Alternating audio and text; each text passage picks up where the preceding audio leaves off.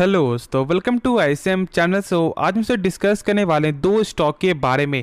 पहला यहाँ पे इन्फोसिस, दूसरा है आपका आरवीएनएल। तो आप इस वीडियो को जरूर से अंत तक देखना। देखो यहाँ पे हम लोग डिस्कस करेंगे पहले इन्फोसिस के बारे में, लेकिन देखो यहाँ पे आगे बढ़ने से पहले एक चीज़ जो बहुत से लोग यहाँ पे अभी भी डाउट कर रहे हैं या फिर अभी सोच रहे हैं कि क्या यहाँ पे बाई करना सही रहेगा और क्या यहाँ से स्टॉक का लेवल और ज़्यादा भी यहाँ पे डाउन जाते हुए दिखाई दे सकता है।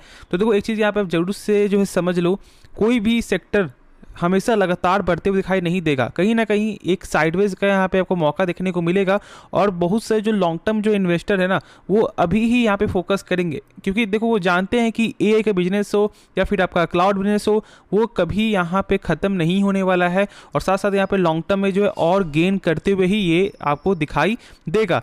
एक चीज़ शायद आप लोगों ने यहाँ पे फोकस नहीं किया है और शायद बहुत लोग यहाँ पे न्यूज़ भी सुने होंगे कि यहाँ पे क्या कर रही इन्फोसिस से, जहाँ पर और सब जो आईटी सेक्टर की कंपनी जैसे कि आपका लाइक विप्रो, वो यहाँ पे क्या कर रही है, आपको लेअप करते हुए दिखाई दे रही है। साथ साथ यहाँ पे क्या कर रही है कि जो एक्स अमाउंट जो है यहाँ पे जो जॉब कर रहे थे लोग, उनको जो दे रही थी उनका 50% अब जो है वो यहाँ पे पैसा दे रही है।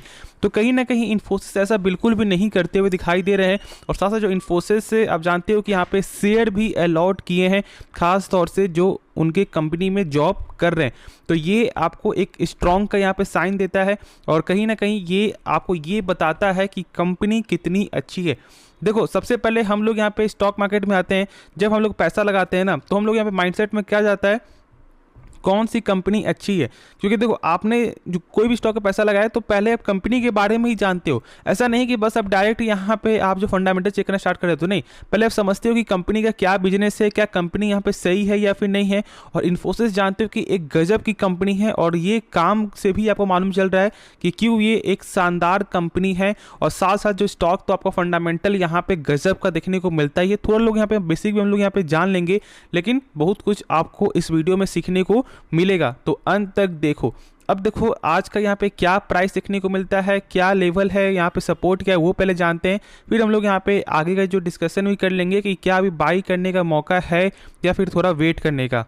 तो आप देख रहे हो कि आज के दिन भी ऑलमोस्ट आपका 1.26% तक जो गिरावट में यहाँ पे आपका बंद होते हुए दिखाई दे रहा है और कहीं ना कहीं ये एक गोल्डन अपॉर्चुनिटी है। अब देखो इसके बारे में मैंने पहले ही आपको बताया है, लेकिन तो यहाँ पे ये चीज़ जानो ना कि जो लोग यहाँ पे ट्रेडिंग पर्पस के लिए है, तो एक चीज़ आपको समझना जरूरी है कि जो इसका लेवल जो सपोर्ट है वो यहाँ पे 1180 का है। इस सपोर्ट को यहाँ पे बिल्कुल भी आपको यहाँ पे इग्नोर नहीं करना है। यदि आप इग्नोर करते हो तो शायद जो इसका लेवल आपको 1100 तक भी देखने को मिल जाए। लेकिन जो लॉन्ग टर्म के लिए यहाँ पे इन्फोसिस को ढूंढ रहे हैं कि यार कब इसका प्राइस यहाँ पे अच्छा मिलेगा, तो उनके लिए तो एक गजब का मौका भी आपको मिल जाएगा। तो मेरे हिसाब से आप अभी से ही यहाँ पे 20% करके या फिर 25% करके स्टॉक को बाई जरूर से कर सकते हो। और देखो यहाँ पे किसी के कहने पे स्टॉक को सेल बिल्कुल भी आप मत करना। अब देखो यहाँ पे इसका 5 साल का रिटर्न क्या देखने को मिलता है, 111% का। तो आपको ये तो समझ में आ रहा है कि यदि हम लोग यहाँ पे पेशेंस दिखाएं तो कंपनी बेहतर से बेहतर आपको यहाँ पे रिटर्न दे रहा है। बस आपको समझना ये है कि इनका बिजनेस क्या है और इसका फंडामेंटल क्या है। जैसा कि यहाँ पे आप देख रहे हो कि कंपनी का जो आरओसी है वो यहाँ पे 40% का है, यानी कि यदि कंपनी अपने ऊपर जो 100 रुपये लगा रहा है, वही 100 रुपये कंपनी का एक साल बाद यहाँ पे हो जा रहा है 140 रुपये, क्योंकि यहाँ पे 40% का जो ग्रोथ है। और ये गजब का नंबर, क्योंकि मैंने बताया हुआ है कि आरओसी हो या फिर आपका आरओई, दोनों ही यहाँ पे 12% के ऊपर होना चाहिए, दोनों ही 12% के ऊपर है। अब देखो साथ साथ कंपनी का जो डेप्ट है ना, वो यहाँ पे 1 से कम है। लेकिन एक चीज मैंने और बताया कि ये 1 से कम होने के बाद भी आपको एक पैरामीटर जरूर चेक करना है, जो है यहाँ पे इंटरेस्ट कवरेज रेशियो। अब ये क्या होता है, देखो इसका मतलब ऐसे समझो, यहाँ पे जैसे कि मान लो कंपनी 100 रुपया कर्ज ले रहा है, तो इनका कितना यहाँ पे सेल हो रहा है, ठीक है। तो यहाँ पे कितना आपका 118 टाइम्स, यानी कि यहाँ पे ऑलमोस्ट आपका 118 लिखो, फिर यहाँ पे लिखो आप 00। तो आपको ये तो समझ में आ रहा है कि 100 रुपये कंपनी कर्ज ले रहा है तो सेल आपका हो रहा है 11,800। तो क्या आप खुद से बताओ कि क्या कंपनी कर्ज में कभी यहाँ पे फंस सकता है? बिल्कुल भी नहीं, क्योंकि सेल्स बहुत ज़्यादा हो रहा है। तो कंपनी का ऐसा शायद यहाँ पे आपको दिक्कत देखने को मिले ही नहीं। हाँ, यदि डेप्ट यहाँ पे लगातार बढ़ेगा तो एक अलग यहाँ पे बात अलग है। अब देखो इसका यहाँ पे Q4 का नंबर कैसा दिखने को मिला था, तो देखो यहाँ पे आपका क्वार्टर में कमी आते हुए दिखाई दिया, लेकिन आपका ईयर के हिसाब से 32,000 करोड़ से बढ़कर आपका हो चुका है 37,000 करोड़। लेकिन तब भी यहाँ पे गिरावट था, क्योंकि यहाँ पे क्वार्टर और यहाँ पे प्लस जो है बाहरी मार्केट कारण और सब जो आईटी सेक्टर का जो नंबर है उसके कारण भी कहीं ना कहीं प्रेशर देखने को मिला था। लेकिन मेरे हिसाब से हमेशा यहाँ पे क्वार्टर में अप्स एंड डाउन देखने को मिलता हुआ दिखाई देता है। कभी ऐसा नहीं होता है कि यहाँ पे आपको लगातार ही गेन होते हुए दिखाई दे। मेन चेक करो यहाँ पे कि क्या ईयर ऑन ईयर पे क्या यहाँ पे ग्रोथ हो रहा है। यदि आपको ईयर पे यदि ग्रोथ यहाँ पे ग्रोथ हो रहा है तो फिर दिक्कत वाली कोई भी बात नहीं है। अब देखो यहाँ पे टोटल एसेट कंपनी का, तो वो भी यहाँ पे लगातार गेन होते हुए दिखाई दे रहा है। फिर हम लोग यहाँ पे चेक करते हैं इसका शेयर होल्डिंग पैटर्न, तो क्या देखने को मिलता है कि यहाँ पे आपका जो प्रमोटर जो स्टेक है 0.03% यहाँ पे गेन होते हुए दिखाई दिया है।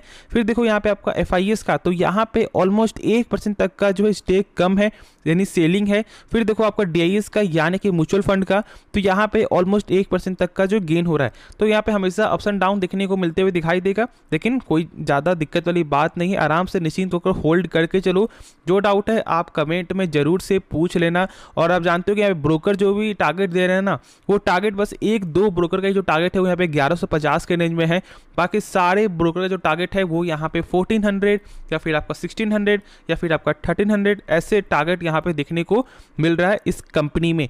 तो चलो फिर अब हम लोग यहाँ पे नेक्स्ट स्टॉक के बारे में डिस्कस करते हैं। तो स्टॉक का नाम है यहाँ पे RVNL यानी कि रेल विकास निगम लिमिटेड। अब देखो आज के दिन यहाँ पे क्या हुआ, ऑलमोस्ट आपका 3-3.5% तक जो गेन आपको देखने को मिला था। और जो इसका लेवल था ना, वो यहाँ पे हाई देख लो एक बार, तो 124 रुपया 40 पैसे तक आपको जाते हुए दिखाई दिया।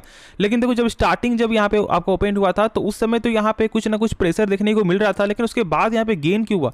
देखो यहाँ पे फिर से कंपनी को एक ऑर्डर जो है मिलते हुए दिखाई दे रहा है। एक काम करते हैं हम लोग इसके बारे में जो डिटेल में समझते हैं। तो यहाँ पे हम लोग यहाँ पे चेक क्या कर रहे हैं, डिटेल ऑफ प्रोजेक्ट। तो साउथ सेंट्रल रेलवे के द्वारा यहाँ पे ऑर्डर जो आते हुए दिखाई दिया है। और यदि अब यहाँ पे चेक करोगे तो यहाँ पे 81 करोड़ का जो है ऑर्डर है ये। और इनका जो यहाँ पे टाइमिंग जो दिया हुआ है 540 दिन के अंदर इनका प्रोजेक्ट यहाँ पे समाप्त हो जाएगा। तो इसी के कारण आज स्टॉक में यहाँ पे गेन देखने को मिला। लेकिन अब बहुत लोग यहाँ पे डाउट क्या आ रहा होगा ना कि सर जब इसके पिछले दिन में जब इसका पिछला जब यहाँ पे एक ऑर्डर आया था जो ऑलमोस्ट आपका 2000 करोड़ का था, तो फिर इसमें तो गेन देखने को नहीं मिला, ऐसा क्यों हो रहा है। देखो एक चीज़ यहाँ पे जरूर से समझ लो कि अभी फिलहाल आपको जो RVNL है ना, वो एक साइडवेज में यहाँ पे चलते हुए दिखाई दे रहा है। यानी कि कुछ ना कुछ यहाँ पे बड़ा हो सकता है, या फिर गिरावट में हो या फिर आपका तेजी में हो। तो मैं तो आपको यही बोलूँगा कि यदि आप यहाँ पे ट्रेड करने के लिए पर्पस में यहाँ पे स्टॉक को बाई कर रहे हो ना, तो आपको स्टॉप लॉस यहाँ पे जरूर मेंटेन करना ही करना है। बाकी लॉन्ग टर्म के लिए स्टॉक को यदि आप इतना ही सोच रहे हो कि नहीं ये कंपनी आगे जाएगी, हाँ ऐसे तो कंपनी यहाँ पे डेफिनेटली ही, जैसे अभी फिलहाल एक ऑर्डर जो यहाँ पे लगातार देखने को मिल रहा है, तो कहीं ना कहीं इसका चांस है। लेकिन फिलहाल अभी स्टॉक जो है एक गजब का रिटर्न आपको दे चुका है इन शॉर्ट टर्म पीरियड में। तो फिर आपको क्या करना चाहिए, कम से कम अभी 10% तक ही पैसा लगाओ, इससे ज़्यादा पैसा यहाँ पे मत लगाना, ठीक है। ज़्यादा से ज़्यादा 10% लगाओ, क्योंकि देखो अभी स्टॉक का प्राइस बहुत ज़्यादा यहाँ पे आपको हाई है। लेकिन आप लोग यहाँ पे हमेशा क्या चेक करते हो ना, इसका पी जो यहाँ पे है 17.67। देखो इसका पहले पी था यहाँ पे 8 का, तो आप तो ये तो नहीं देख रहे हो कि यार यहाँ पे 8 से आपका डबल आपका हो चुका है। तो ये भी चीज़ आपको फोकस करना है। अब आप लोग यहाँ पे क्या सोचते हो ना कि यार यहाँ पे 20 से कम है यानी कि इसका सही पी, ऐसा बिल्कुल भी नहीं होता है। अब ये तो देखो कि कितने समय पे स्टॉक आपको यहाँ पे इसका पी जो लगातार बढ़ते हुए दिखाई दिया है, क्योंकि इतना ज़्यादा यहाँ पे गेन देखने को मिला थी। अब यहाँ पे 6 मंथ का रिटर्न देख लो तो 92% का कंपनी जो है आपको रिटर्न अभी भी दे रही है। और अब सोच लो कि ऊपर से लगभग आपको 10 से 15% का गिरावट हो चुका उसके बाद भी, तो ये चीज़ भी आपको जरूर से यहाँ पे समझना है।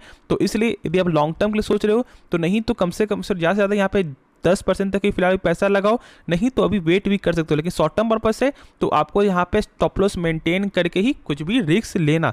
तो होप इसके बारे में सही से समझ में आ गया होगा। बाकी अब जानते हो कि कंपनी के बारे में मैंने बहुत सारे वीडियो को बताया हुआ है कि इसका क्या फंडामेंटल है, साथ साथ इसका मैंने बहुत सारे जो ऑर्डर आया था उसमें मैंने आपके साथ जो डिस्कस किया था। तो होप इस वीडियो में आपको सारा कुछ समझ में आ गया होगा।